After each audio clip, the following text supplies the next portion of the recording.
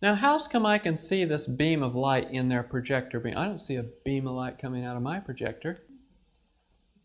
What's with that? Dust, yeah. Probably smoky environment. Looks like he's more excited about the film than she is. But air contamination. And as the air gets more contaminated, inflammation builds. We already talked about aflatoxins and mold, but breathable dust. Where does breathable dust come from? It's your skin sloughing off. Most of the breathable dust you have on your house came from your skin sloughing off. And nitrogen dioxide. Oh, what's that? If you cook with propane or any kind of gas in your house, nitrogen dioxide is the thing that will be in your house. Formaldehyde. And where's formaldehyde? Carpets and insulation boards and curtains and upholstery on chairs and ceiling tiles and anything that's synthetic usually has that. And if you live within 200 to 400 feet of a busy highway, your risk of autoimmune disease goes up. All that pollution coming off. Now, the unthinkable. Maybe I don't have rheumatoid arthritis. Maybe I have porkitis. How would I know? Well, trichinellosis, a parasite acquired from eating pork or bear or badger or dog, is associated with increased inflammation. What are the symptoms if I have these bugs? Well, musculoskeletal systems include muscle pain, joint pain, muscle weakness, and restricted movements of joints. Sounds an awful lot like rheumatoid arthritis to me. So there's an awful lot of stuff out there that may not be the diagnosis at all what we're looking at. But anyway, there you go. Well, that's not very appetizing. Let's move on. So, enough craziness. Let's talk about fixing the problem. So we did in the cancer talk, right? We told you all the worrisome stuff, and then we told you how to fix the problem. Well, we've kind of been giving you clues about how to fix it because there's a lot of stuff to avoid, you know. Okay, restoring and maintaining the immune system. What do I do about it? By the way, this has a lot to do with avoiding things like the flu as well. I do a whole series on pandemic influenza. You can get the handout for the boosting your immune system off my website. And everything in there is important too for these, but I'm kind of targeting autoimmune diseases here. All right, what do we do? Well, keep a tight schedule. Better to have your meals 5 minutes early than 5 minutes late, and no meal later than 5:30 p.m. Very important to keep on schedule. We recommend regularity in exercising. If you exercise at the same time every day, you get a bigger endorphin boost. Endorphins boost your immune system. They make you feel good. And exercising at the same time every day. The times we recommend exercising are early in the morning. And I'll get to that here though. Regularity in sleeping. It's best to get time before midnight. An hour before midnight is worth more than 2 after midnight. Because if you don't get any sleep before midnight, you will get no melatonin at 3 a.m. or 2 a.m., depending on if it's daylight savings time or not. And so you want to get your sleep before midnight. How about 3 hours before midnight? 3 hours, good, yeah. All right, we recommend a strict schedule. And it's, good bedtime is 9:30. Get your 7.5 to 8 hours of sleep on all weekdays and on the weekend. Keep the same schedule on the weekend. People who do a different schedule on the weekend have worse health. They did a study on high school students. They compared a group that didn't sleep in on the weekend and those that did sleep in on the weekend. Those that slept in, changed their schedule on the weekend, had worse health than those who got up at the same time. You have to keep the same schedule. And exercising. Exercising is very important. And people say, oh, but I have too much pain. I can't exercise. That isn't a good excuse. Because when you exercise, the pain may be a sign you are too stiff from not exercising. So exercising actually reduces pain, increases strength, reduces fatigue, and it does not make the disease worse. In many cases, it improves it. And so, even these inflammatory diseases. Morning air. Best time to exercise is in the early morning when there's dew on the grass and there's more negative ions in the air, and those negative ions boost your immune system and make it so it's functioning at the higher level instead of treating everything with inflammation. Jobs where you work outside. Wouldn't you like a job just watching birds or something? There's not very many of those jobs left, are there? And so people who work outside have less of this autoimmune inflammatory disease. And one of the reasons is the sunlight. Sunlight exposure reduces inflammation. Probably largely due to vitamin D, but that's probably not the only reason. And vitamin D deficiency increases the risk of cancers, multiple sclerosis, rheumatoid arthritis, hypertension, cardiovascular disease, and type 1 diabetes, which is an autoimmune disease. So you want to get your vitamin D. How do I get it? Well, it's recommended that you get at least 25% of your skin exposed to the sunlight for 20 minutes each day. How much is 25% of my skin? Well, we go by these burn charts in the hospital. Chest is 18%, legs is 9%, arms is 4%. So basically the whole front of you to get 25%.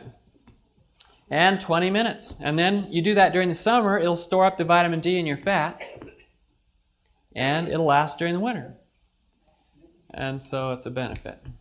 Weight loss. And we said too much weight makes it worse. Losing weight is a big help. And as you start losing weight, the oxidative stress starts going down. And some of the first fat to go is that visceral fat, that fat around the organs. Okay, you have to eat your protection. Patients suffer from autoimmune inflammatory disease usually eat too few antioxidants. They're just not eating that stuff. French fries don't have it. Oh, well, how about if I just take a supplement, a pill? They sold me this vitamin that says antioxidant vitamins. Multiple studies. They've taken those antioxidant vitamins like Tufts University, and they tested against the standard panel of oxidants. No antioxidant power whatsoever. They don't work. It's just a gimmick to get your money and sort of a trick to get you run on pellets, and you're not made to run on pellets.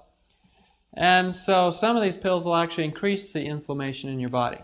So you have to eat the proper diet. That's the only way to get the best antioxidant levels. It's the only way to get the inflammation down and get those things into your body. So what kind of diet do I need? Well, I'm going to put up several diets here from the research and show you what they'll do for you. If you eat the standard American diet, which is high fats, oils, processed meats, fried potatoes, salty snacks, and desserts, it'll raise the inflammation 3 points. If you eat the Mediterranean diet, beans, tomatoes, refined grains, high-fat dairy, it'll only raise the inflammation 1 point. If you eat what they call the seafood diet with some fish, vegetables, especially dark yellow and cruciferous like broccoli, it'll reduce the inflammation 1 point. But if you really want to reduce the inflammation, you get the whole grains, fruit, nuts, green leafy vegetables diet, and you can reduce the inflammation 4 points. So you look at what you want to accomplish and you choose the diet that will accomplish that for you. One of the best methods is to eat more fresh fruits and vegetables. In a study where they looked at eating just fresh food, the raw food diet, which is an uncooked vegan diet, with berries, which are very high in antioxidants, blueberries, blackberries, strawberries, and fruits, especially things like pomegranates and kiwis and papayas, vegetables and roots like carrots and nuts, germinated seeds, sprouts, high in antioxidants. People on this diet have been shown to enjoy improvements in symptoms of autoimmune inflammatory disease, including less pain, less joint stiffness, better sleep, better health quality, lower cholesterol, and lower weight. So what they do, they'll take a group of people, take them inpatient, put them on a total raw food diet, don't let them sneak off to McDonald's. Or what do they have besides McDonald's over in Sweden? Burger King, okay. All right. And whole grains. Whole grains are important. Our food is getting a little deficient. It's because they keep farming the same land over and over and over and over and over, and they use up all the selenium and so forth out of the land. Carolinas are depleted in selenium. People don't live as long in the Carolinas because their food doesn't have as much selenium. But anyway, the amount of magnesium in foods decreased by 19% in the last 50 years. All foods. That's everything from chicken McNuggets to broccoli. down by 20%. Well, what do I do about it? Well, choose foods that have more of these. What you really need is foods with zinc, selenium, magnesium, and chromium. And where would I find those? Well, when you start eating whole grains, whole wheat flour has 530% more magnesium, 320% more zinc, and 110% more selenium than white flour. It has about 800% more chromium. So you want to choose foods that will have the most minerals in them. Well, what if I want to make sure? What do I do? Take a mineral pill? No, mineral pills don't help. What you want to do is put mineral supplement on your garden. The plants will take up the minerals. Then when you eat the plants, you get more of the minerals. If you just eat mineral pills, you just enrich your sewer system with more minerals. They don't stick with you. They have to be chelated with plant phytochemicals.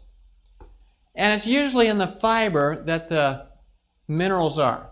For example, magnesium is in the fiber. And so when you are deficient on fiber, you're also deficient on magnesium, and your inflammation goes up. So you want to get your fiber for sure. And you want to chew your food real well. In your mouth, some of you still have tonsils. Well, even if the doctor took what was, part of your tonsils, he left some there. And the tonsils are full of cells called dendritic cells. These dendritic cells sample your food as you eat it. And then they go and they tell the cells in the spleen, hey, he's eating broccoli. Don't overreact. Those cells in turn tell the cells in the intestines, don't overreact. That's just broccoli coming. It sets up food tolerance. But if you drink your food, you never get that food tolerance developed, so you're more likely to get an autoimmune disease. If you don't chew your food much, you won't get that food tolerance. One of my classmates in medical school, his father-in-law was an allergist. And one of the things he would do is he would take the food to which people were sensitive, make a tincture out of it, put it in a bottle, and then have them put the little drops of this under their tongue and hold it there for 15 minutes. In essence, presenting to the dendritic cells the antigen to which they were reacting so they wouldn't react to it anymore. Well, if you just chew your food good, it will fix the problem. When I was growing up in Kansas, I grew up around Wichita, the newspaper came out with this article about this woman who was 135 years old. And so they went to this woman, the newspaper did, the editor, and said, well, how did you live this long? And she says, well, I chew my food until I can swish it through my teeth before I swallow it. That's pretty good. Not only 135 still has her teeth, but anyway, I thought that was pretty interesting. And that's exactly what she's doing, making sure her body doesn't react to the food. And so you have to choose food that requires chewing. I mean, do donuts require much chewing? Yeah, about 2 bites. It's gone. Twinkies? No. You have to choose things that require chewing, and that's usually whole foods, right? You want to choose things with omega-3s. Omega-3s will reduce the inflammation. Flaxseed and olives are very good. I've had patients who were going to go on dialysis. And they came and talked to me, and we put them on, among other things, olives, because it reduces the inflammation in the kidneys. And the olives, the oil in the olives is good, but it's best to eat the olives and get the oil as it is in the olives. And it'll reduce inflammation in your body. Well, what kind of diet have we been talking about? It's the original diet, the Genesis diet, in the beginning, right? Then God said, I give you every seed-bearing plant on the face of the whole earth, and every tree that has fruit with seed in it. They will be yours for food, and you'll eat Snickers bars. No, wait a minute. That's apocryphal. Let's see. Just a minute. And you'll eat the plants of the field. Just think, if everybody stuck with that original diet, how much more healthy they'd all be.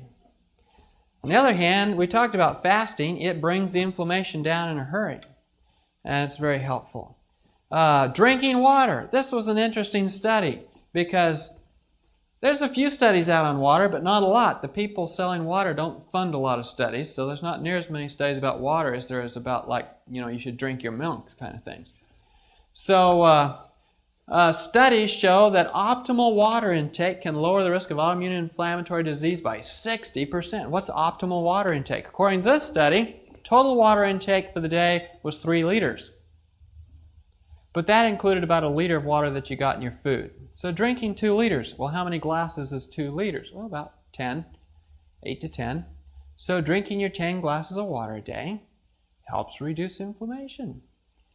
It really does.